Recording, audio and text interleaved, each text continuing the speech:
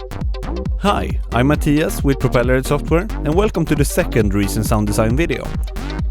Last video I showed you how to make a simple gated delay effect and we got some really great patches sent in.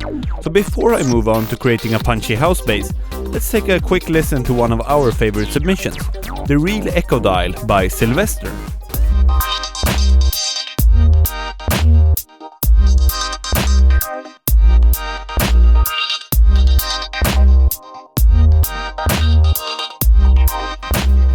A really cool patch where he took the concept even further by adding matrix to control how the echo behaves, so nice job! Remember, with every video you can send in your patches and song files inspired by what we covered, and we'll feature some in the next video.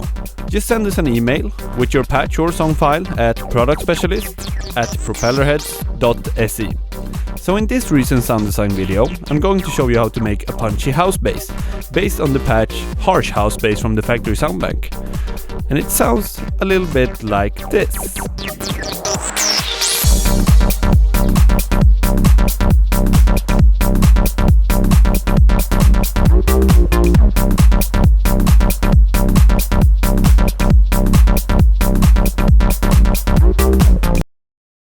This patch is based around a Maelstrom using the patch 5th House Bass. So I've started by creating a combinator here with a line mixer, and you'll see why soon. And then I've opened the 5th House Bass patch from the Factory Soundbank. We're gonna take a quick look at how it's made. So what I'm doing here is using the PWM grain table, or pulse width modulation. It's a very classic analog style sound, but what really gives it the character is how we tune the two oscillators. So the first oscillator here, oscillator A, is set to octave 3. But the second oscillator, oscillator B, is set to octave 5, and is also tuned 7 semitones above that. And this makes it a fifth, a very good, clean interval. And this is a very classic house sound, and just this tuning is a really big part of it. So I'm gonna play this back for you, and I'm gonna change the tuning to 0 semitones and 7, and you'll hear the difference right away.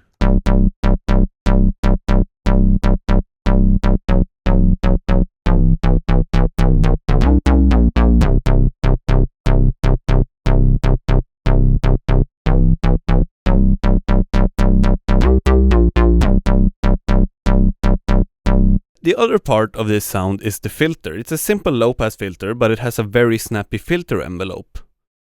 So basically what I do is route both these oscillators here to filter A, set to low-pass 12. It's rather low here with a bit of resonance. Then I'm using this filter envelope up here with a very, very short decay. I could take it even shorter if I want. So if I change this decay, you'll hear the difference.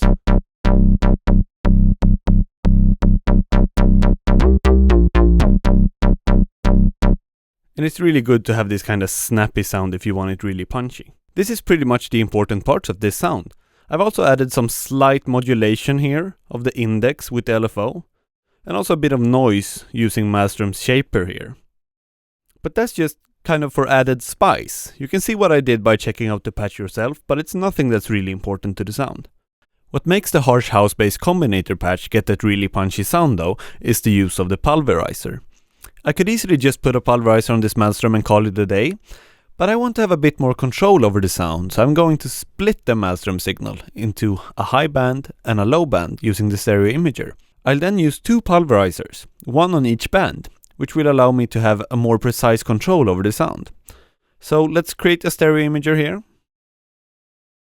And then, while holding shift so they don't auto out, 2 Pulverizers. 1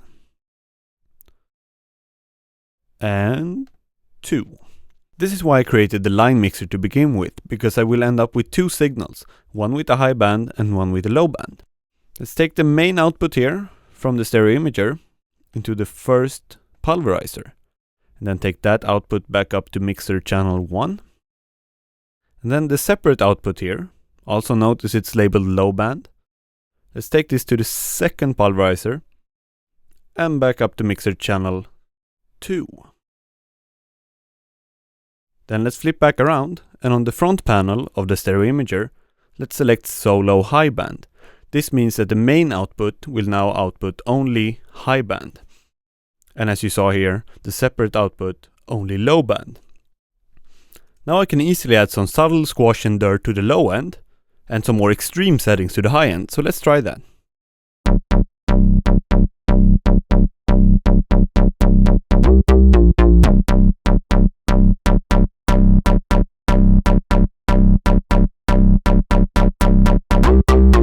You can really hear the difference if I bypass all effects.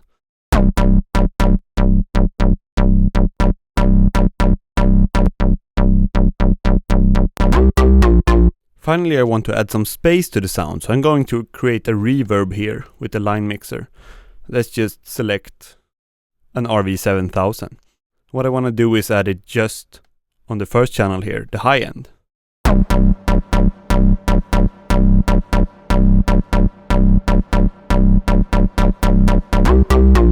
You can hear how it adds some space to the sound without making it too muddy in the low end, so it's a really good technique.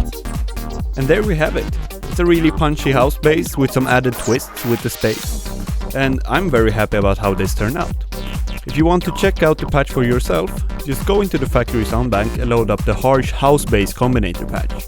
There you can see exactly how we did this in the Soundbank. Try making your own variations on this, and if you come up with something, send us your patch or song file and we might feature it in the next video. Just send an email to productspecialist@propellerheads.se with the file. Until next time.